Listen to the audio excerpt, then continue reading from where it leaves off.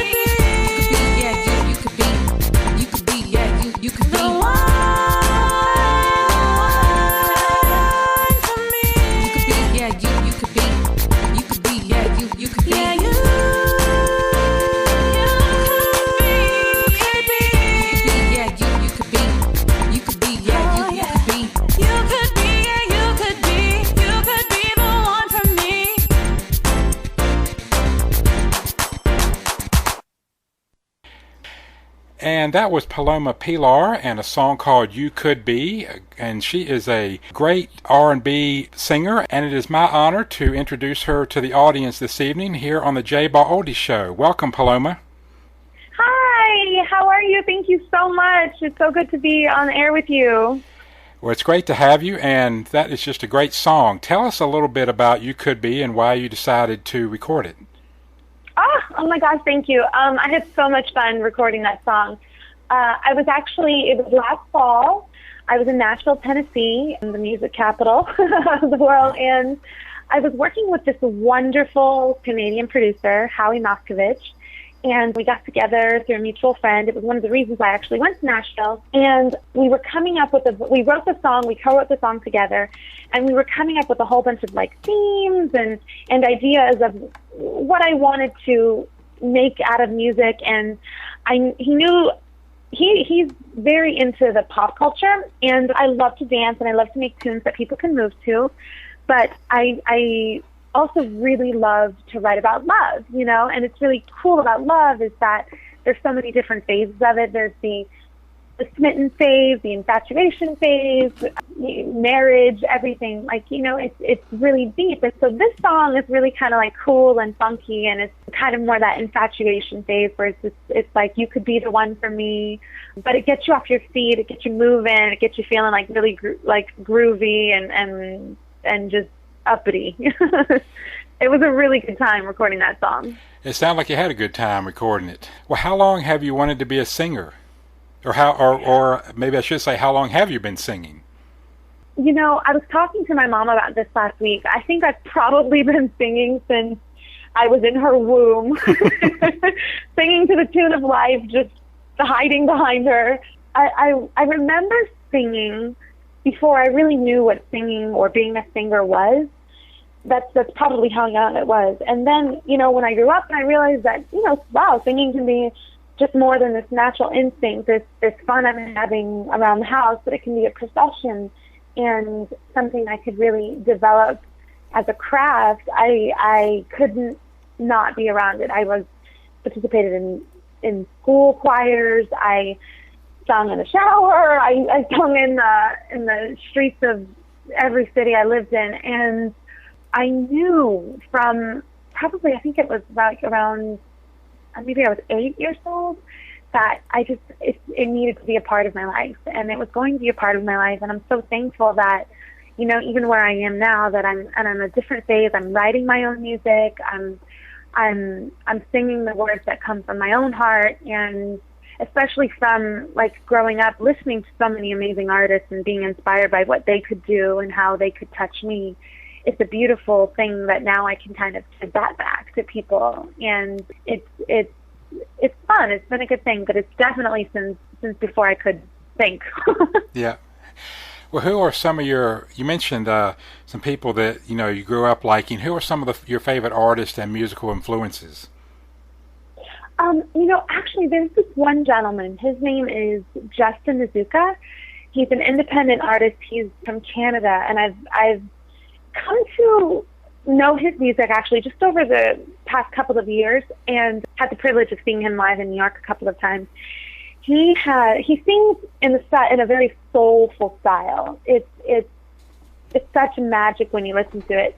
But the first time I heard him sing, I was so drawn in and so like enamored by how he was able to take these words, even if it's a topic that's been sung about millions of times before, which, like love is a huge topic that is highly sung about, but it was just it's such a different way that it made me feel anew. It made me feel peaceful. It made me feel he's also a very spiritual person too, and he loves singing about respecting spirituality and feeling at peace with the earth. And so it took me inward. It allowed me to feel.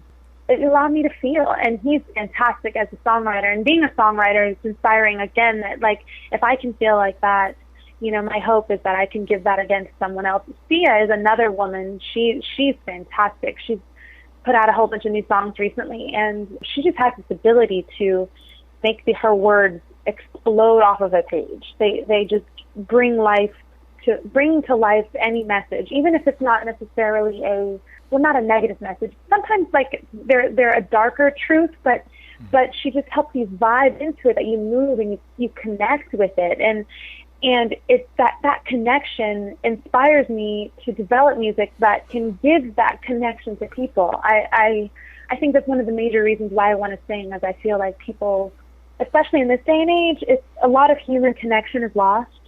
We almost don't know how to talk to each other anymore, or personally, and it's not bad. Like, I know that like texting is easy and fine, but you lose it, and that connection is just so powerful, and it brings me to life, and I feel it in her, and I grew up just always wanting that, if that makes sense.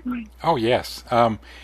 Yeah, when I look at the current pop music scene, I think even in there, they don't really communicate. It's more, I don't know how to describe it. The music today just most of it doesn't have any depth to it. Exactly.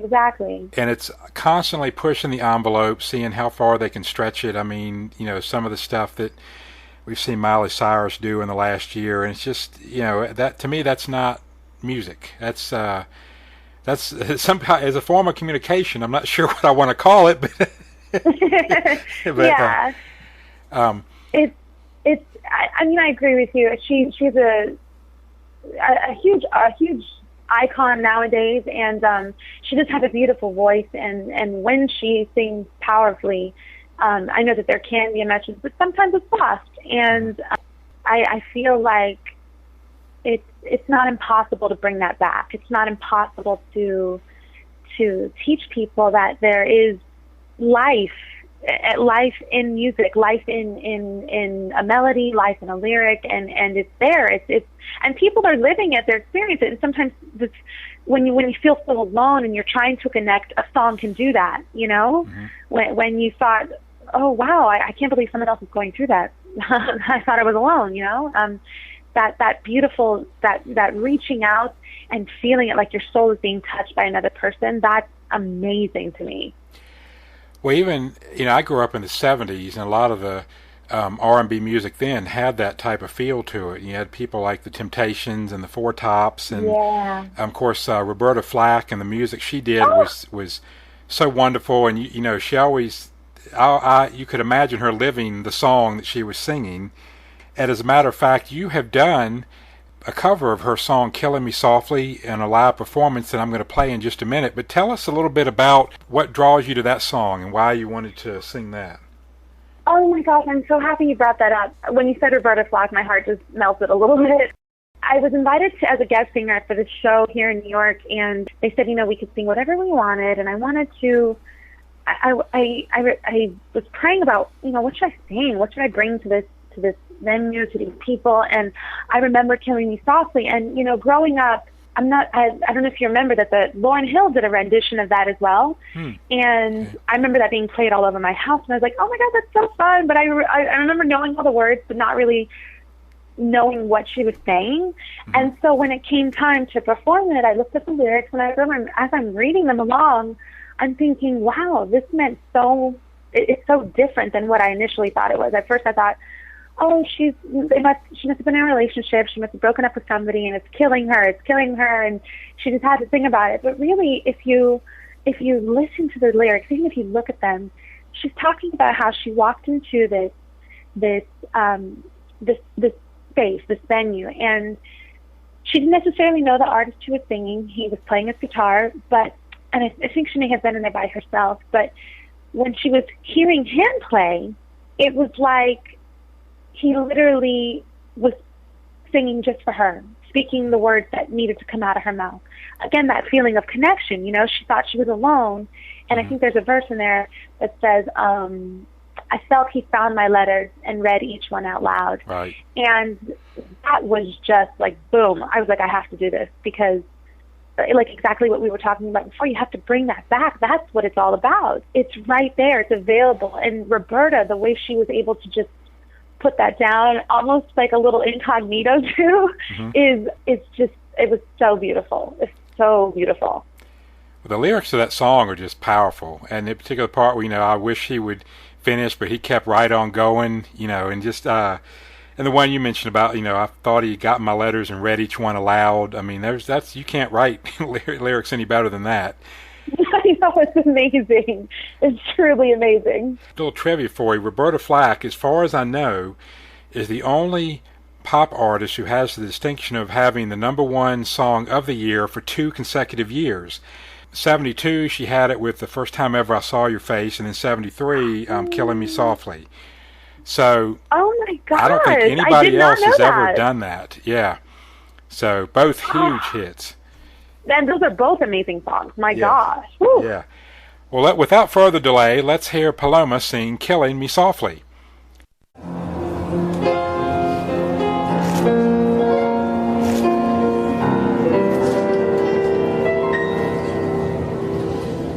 Strumming my pain with his fingers, singing my life with his words, killing me softly with his song, killing me softly with his song, telling my whole life with his words, killing me softly with his song.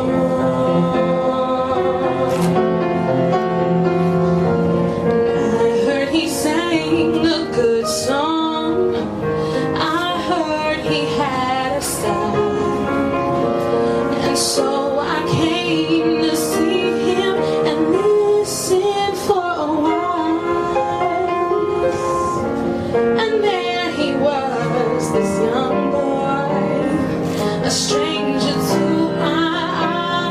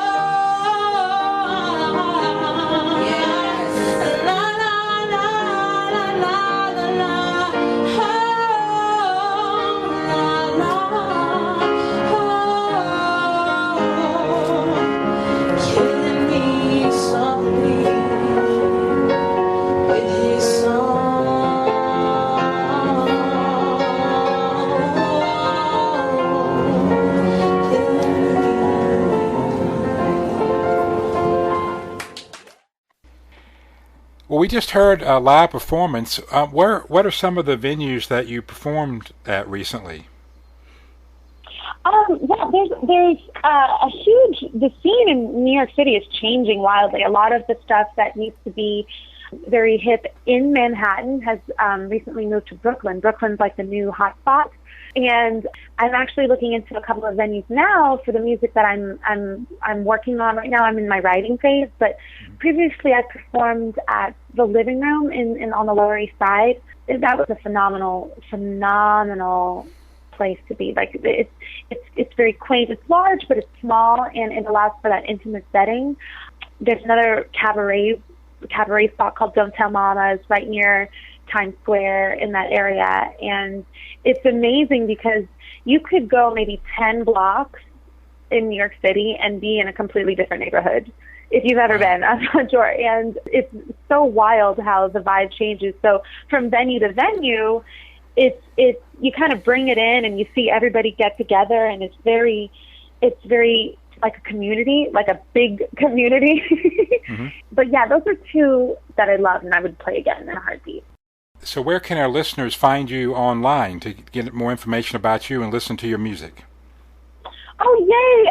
Well, the best place anybody could go is to either my website, which is palomapilarmusic.com, or you can go to my Facebook page, which is just facebook.com/palomapilarmusic. If you like it and you become a fan, you'll see all my updates on my recent and upcoming single releases from my singles, as well as live performances and just the couple of the videos I'm going to be putting up soon. So palomapilarmusic.com or facebook.com/palomapilarmusic.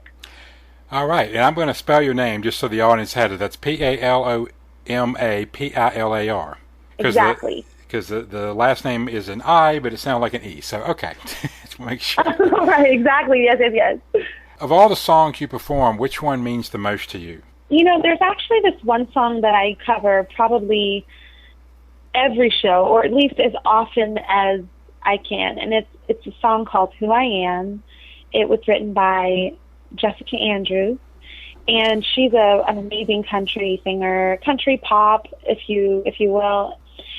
I first sang that song at my high school senior concert. It wasn't graduation, but it was the last choir concert for seniors, and it was so powerful because the lyrics just fit perfectly for the transition that my life is about to take on. I'm leaving high school, I'm going into adulthood, and my mom was in the front row, and I nearly broke down because of how beautiful it was, especially having her there. She's been just this huge support system.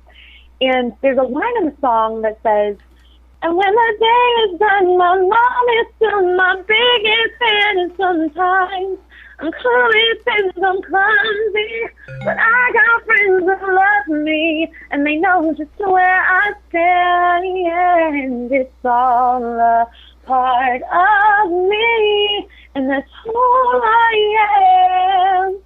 And that literal line was the structure of how I wanted my next steps to be, to whatever happens, no matter what I do, where I perform, what I win, what I don't, how far I travel, how many people are in the audience, whatever. It's knowing who I am and why I sing, and that if I can reach out to even just at least one person, I know that I succeeded.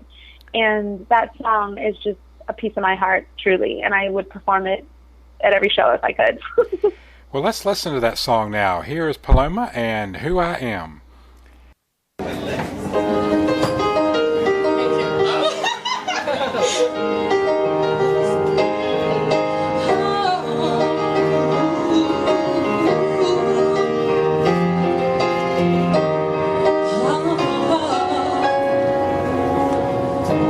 If I live to be 100, never see the 7 wonders, I'm gonna be alright. Yes. And if I don't make it to the big leagues, and if I never win a Grammy, I'm gonna be just fine, 'cause I know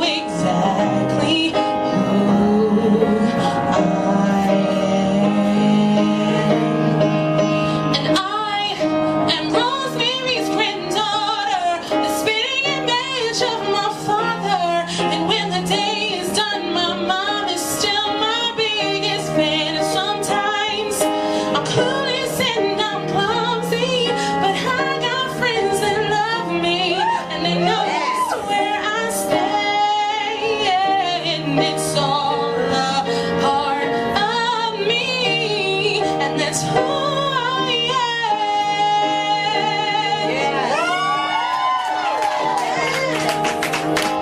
am. So when I make a big mistake, and when I fall flat on my face, I know I'm gonna be alright.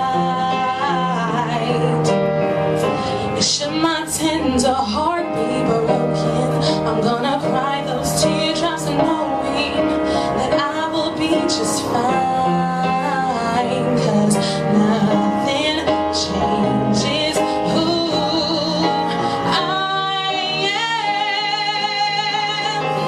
And I am Rosemary's granddaughter, the spitting image of my father.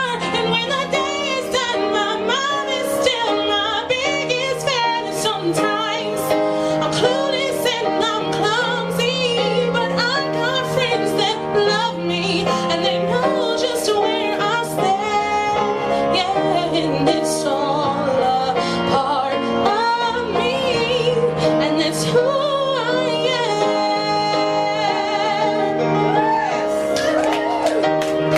And I'm a saint and I'm a sinner, and I'm a loser, a winner, and I am steady and unstable. I'm young, but I am able.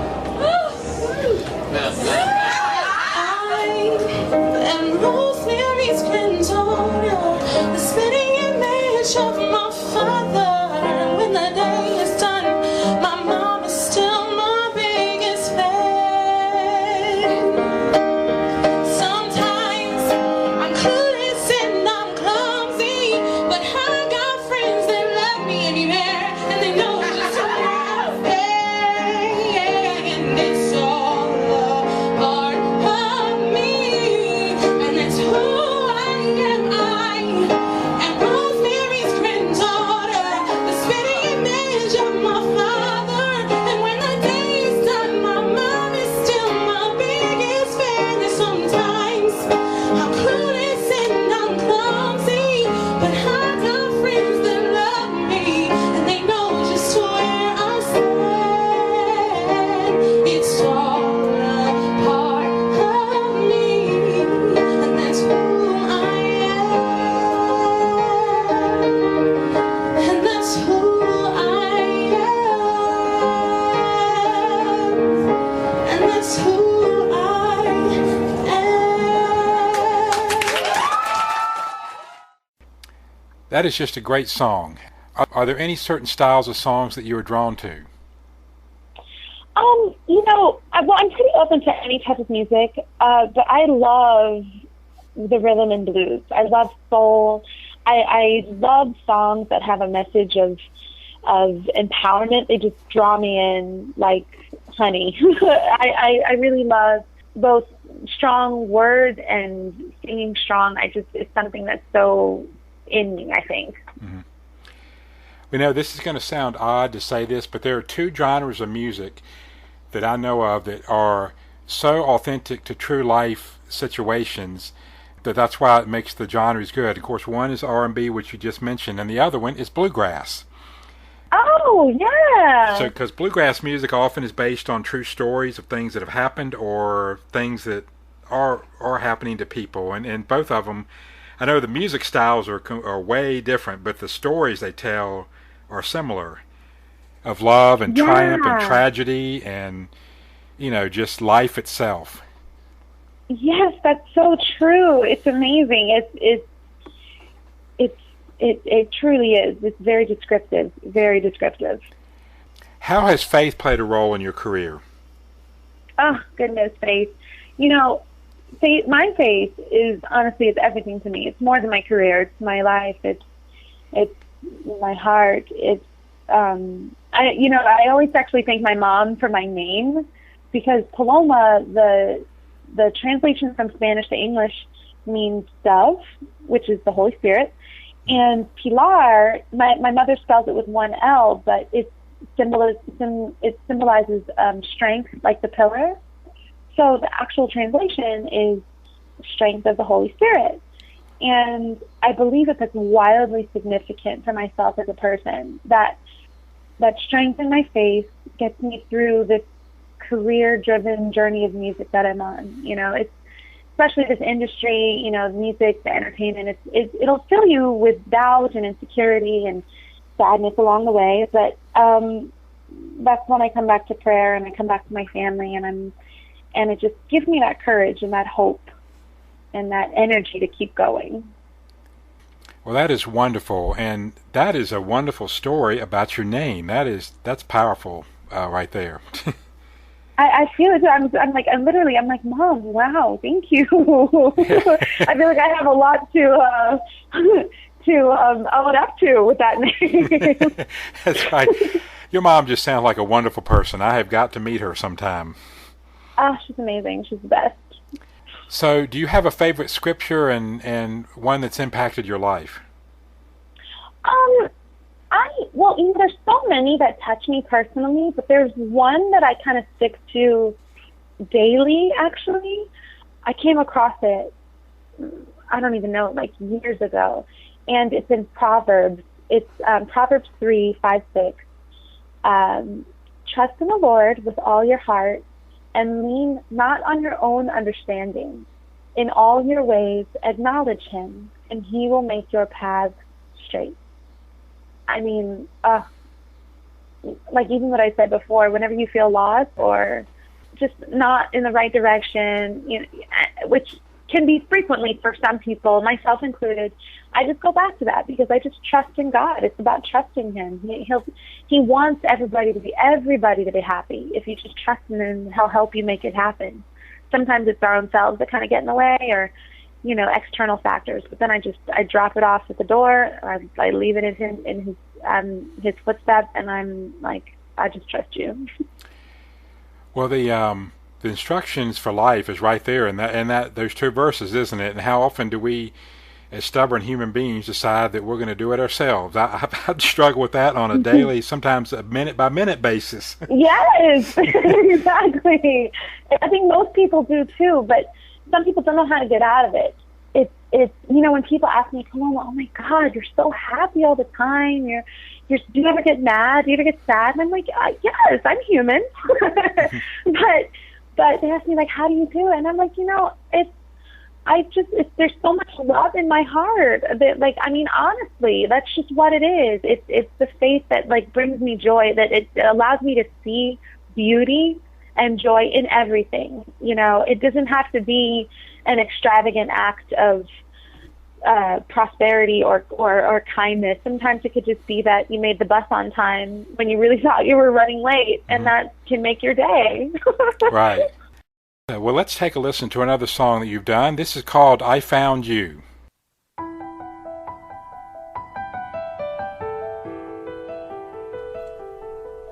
Do you know what I find to be the most beautiful thing that I've ever, will ever, have ever seen? Within the rough, you're but a diamond to shine, even amongst the starry night.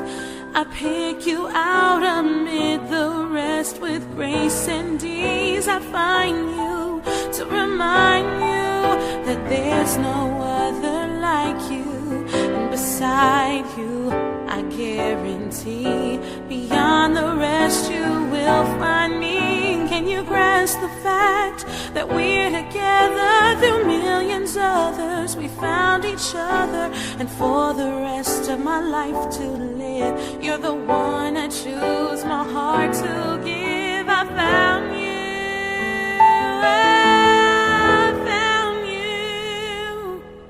If I told you why I was to smile, I think you'd laugh for a while. But I can't suppress the edges of my mouth from rising. It's the way you illustrate your words. Your gestures transform into verbs, action pounding, my heart succumbs to your love. You've lured me. You found me all around me, self-proclaimed your to guide me. You're guaranteed you'd lead a way worth following. And can you grasp the fact that we're together through millions others? We found each other, and for the rest of your life to live, I'm the one you choose your heart to give. You found me.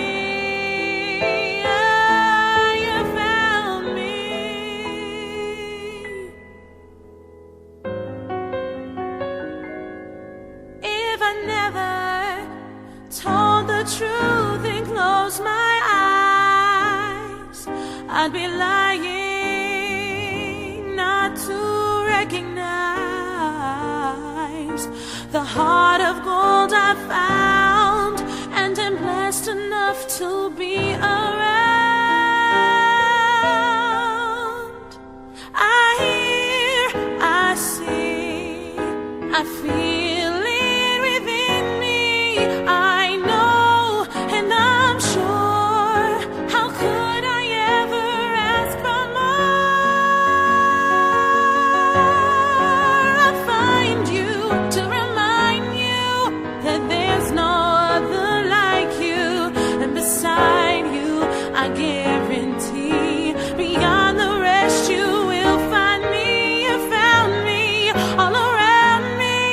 proclaimed yourself to always be and to guide me.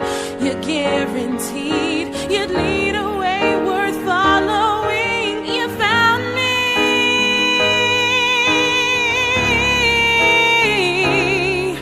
You found me.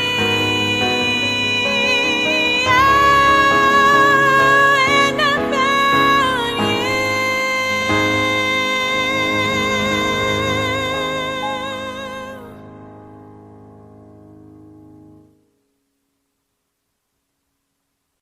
Now, where do you see yourself in a year or two?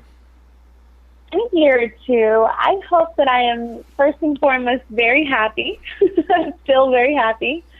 By then, my album that I'm working on right now should be completely released. I hope to be touring it, performing it in multiple cities, maybe even internationally. And I hope that I get to meet people who...